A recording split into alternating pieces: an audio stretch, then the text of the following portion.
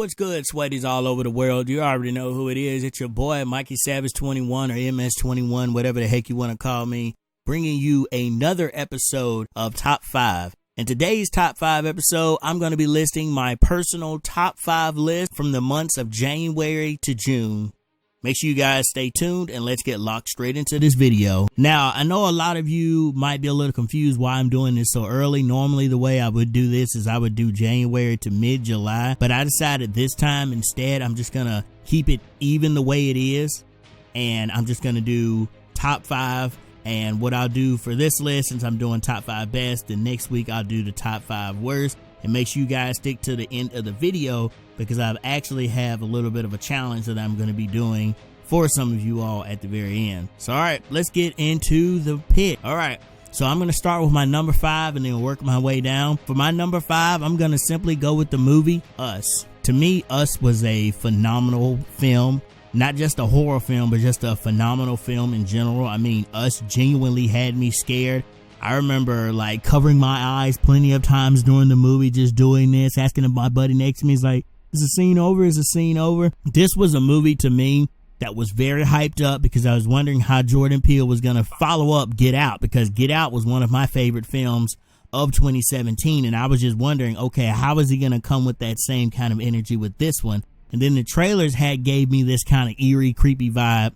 And I can honestly say the movie did that as well. Lupita Nyong'o was fantastic in this movie. Hands off to her and to all of the kid actors, as well as Winston Duke. I loved the characters that they portrayed. While this was a good horror film, but it was also a good movie at the same time. And it had a good message behind it as well. And it was culturally significant because it took something that happened in the past and was trying to bring it to something that is currently going on and something that's currently relevant in terms of immigration and everything. So I really have to commend Jordan Peele for that. Again, a standout solid film. I can speak all day and highly of Us. If you have not seen Us, I know it is out now. You definitely need to check it out and definitely need to pick it up. All right, so for my number 4, I'm going to go with John Wick Chapter 3. I have loved every single John Wick movie. Ever since the original one came out, the 2014 first version came out. I never got a chance to review it on my main channel, but I did get a chance to do a review of John Wick Chapter 2, which I make sure I leave annotated above. But to me, John Wick Chapter 3 was great, not only in terms of story, which was a little bit lacking with John Wick Chapter 2. They fixed that in this one, but they amped the action up. They give you these subtle little moments here and there where you can breathe, but the whole time it's just going and going and going and going at this really phenomenal fast pace. And what I like about this is most action films tend to be campy, or they lose you with so much action going on. However, this movie kept my attention the whole time. Even on my second going, I found myself standing up and cheering and just being all excited and hyped up seeing this movie once again. And to me, Keanu Reeves is on the hype train right now. He is riding it because not only was he phenomenal in this movie, he also had a little small movie that he popped up in on Netflix, and then of course he was also Duke Kaboom in Toy Story 4. So to me, Keanu is on a hot streak right now, but this film to me has really put him back on the map. This franchise that he is a part of, I love it, and I definitely cannot wait to see John Wick Chapter 4. I cannot wait to see what they do with the Continental TV series.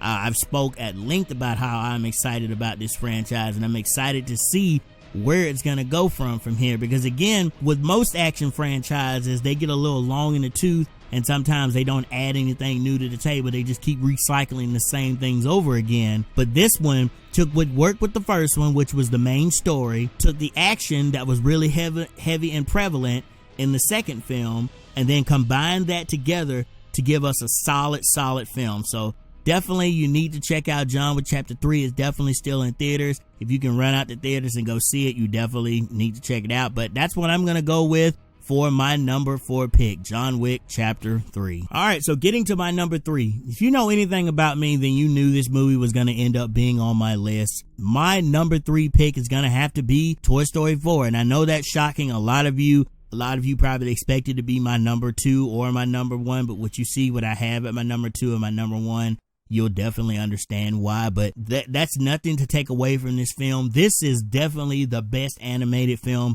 I have seen all year. I've missed out on a lot of animated films, but I managed to catch a few in theaters, and this is definitely the one that stood out to most to me. I know writing the success of Toy Story 3 was going to be hard because that ending was so perfect. And I would still agree that Toy Story 3 had a better perfect ending. However, that doesn't take away from the impact of this ending. This gave a conclusive and definitive closing to all of these characters that we have grown up with throughout these years. I remember going to the theaters and watching the first Toy Story when it first came out with my mom, and then I remember watching Toy Story 2 when it came out to theaters.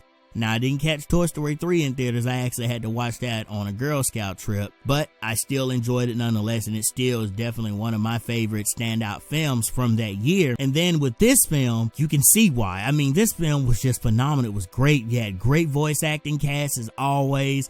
Again, one of the things that I have to make sure I brag and talk about is Tom Hanks and Tim Allen, how they've been able to keep this franchise afloat, voice acting the characters of Woody and Buzz respectively. And that's one of the main driving forces of all of the movies is Woody and Buzz's friendship. They always find some new nuances to their friendship so it never gets stale. Like I mentioned in my review that I just did for this video, Woody had a journey going on in this movie. Buzz went on a journey with this movie trying to figure out who he is and what his little inner voice is and what makes him tick.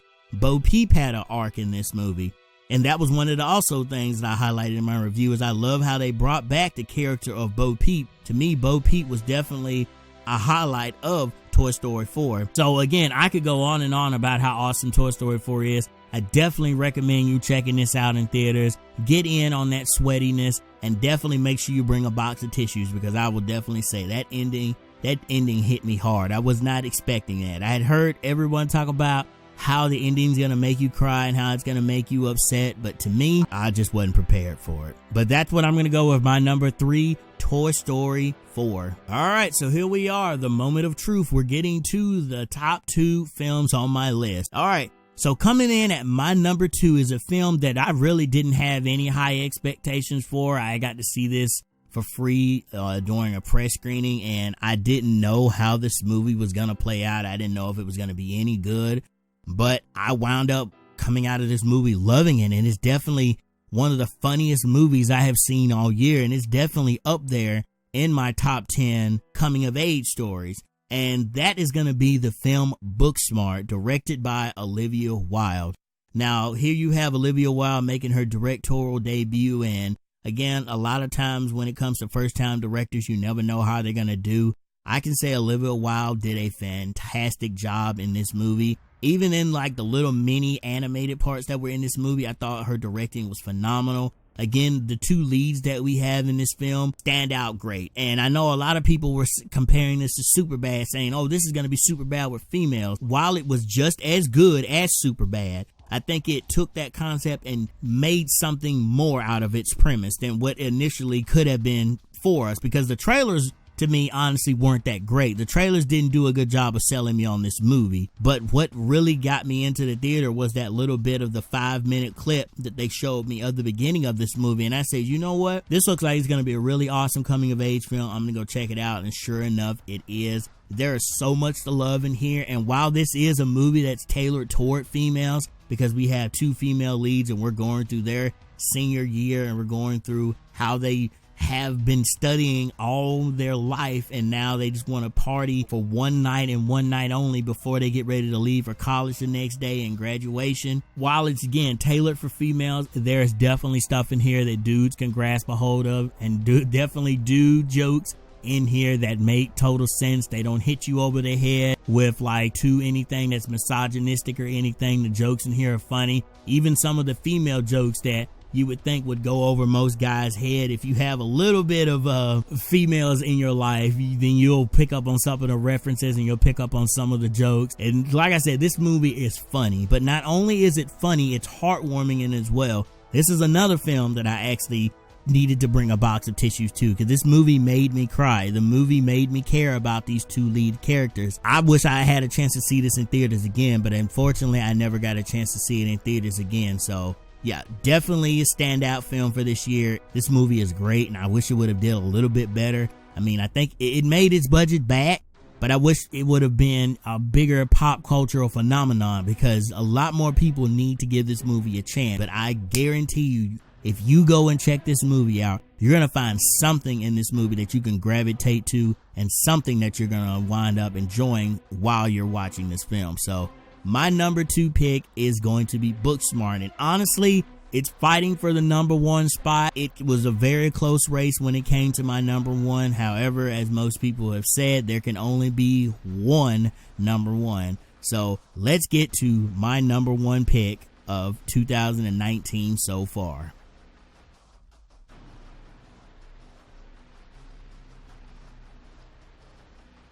Now, if you had a chance to catch a podcast I did a couple of weeks ago with my man Neo Space, then you should know what my number 1 film is. I even said it on the podcast. My number 1 film is Avengers Endgame. And I know that sounds very stereotypical. And while I'll admit Booksmart is a more well-directed film than Avengers Endgame, I got so much love and joy and nostalgia and just pure sweatiness coming out of this film that I don't think anything else this year is going to be able to topple what I felt in the theater, because every part of me was shaking and gyrating. I remember going into the movie, how hyped and excited I was. I remember I had just ordered the Quantum Realm jacket. Even as hot as it was, I was like, you know what? I'm going to rock this Quantum Realm jacket.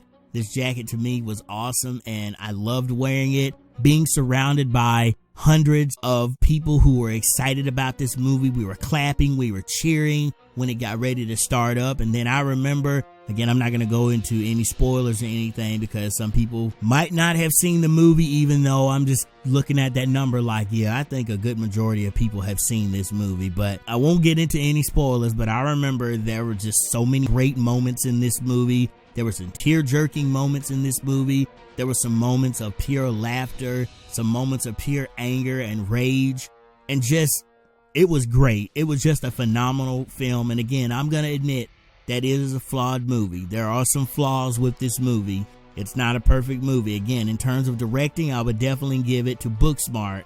But in terms of, again, of pure enjoyment and how much excitement I got coming out of this movie, then I'm definitely going to have to go Avengers Endgame. And I'm actually going to be watching it again later on tonight, getting in on that extra 7 minutes of footage that they said they're going to be showing us after the movie. But this movie to me is a film that got me to go back multiple times. It's rare where a film gets me to go back more than 2 times. I have seen this movie a total of 3 times, and again, tonight is going to be my 4th time seeing it. So that ought to tell you how legitimately excited and pumped up I am for this movie. Like I said, I'm not going to go into spoilers because I would love to talk about some of my favorite moments. Just trust me when I say the hype is real. And I honestly mean when I say that Avengers Endgame truly is my favorite film of 2019 so far. And I don't see anything touching it. And again, I know we have a lot of movies that haven't even came out yet. Like I still haven't seen Spider-Man Far From Home. We haven't seen Lion King. I haven't had a chance to see It Chapter 2, which I'm definitely thinking It Chapter 2 is going to end up on my top 5 list most likely. So I'm not going to sit here and definitively say that my mind is not going to be changed up. Avengers Endgame is still going to be in my top 5 because it could obviously be topped by something else. But in terms of right now, Avengers Endgame is just everything I could want out of a movie and more. So my number 1 pick is Avengers Endgame. Well, sweaters, you've heard my top 5 picks this year. Again, at number 5, I have Us. Number 4, I have John Wick Chapter 3. Number 3, I have Toy Story 4. Number 2, I have Booksmart. And number 1, I have Avengers Endgame. Again, guys, thank you so much. The discussion does not stop here. Let me know down in the comment section below, what do you think of my top 5 list, as well as put your own top 5 list down in the comment section below. Now, before I forget, I actually want to do a little bit of a challenge with this video. All right, so what I want to do is I want to tag a couple of my fellow YouTubers in this video, and I want them to list their own personal top 5 list as well, going from, again, the months of January to June. And first, I'm going to tag Real to Real Productions from Real Talk. Make sure you guys go check him out. Next, I'm going to tag Skittle Rampage, awesome Funko Pop collector, does some really funny and hilarious videos, and I think he wants to start doing movie reviews. He did one for Child's Play, and we'll see if he does any more, but definitely go check him out. Malcolm Banks from Fandom Anonymous, definitely go check out his content, all the content interviews that he does with different people from the sweaty community. I also want to tag the good old Chucky boy himself, Chris from 3C Films. Definitely need to go check him out. He actually just got his nickname Chucky Boy because he's done all the coverage on Child's Play, including the new movie that came out as well as the information on the upcoming TV series, but he also does a lot of great creative movie content as well. I'm tagging all of you. Make sure you make a video about your top 5 movies. If you've already made your list, make sure you pass this around and tag other people so we can get a discussion going in this film fan community on YouTube. But that's going to do it for me, Sweaties. Be sure to give this video a like and be sure to share it with a friend. Also, make sure you subscribe to the channel if you want to see more movie-related content like this. Thank you all again so much for watching, and I hope you all have a wonderful day. Peace out, savages.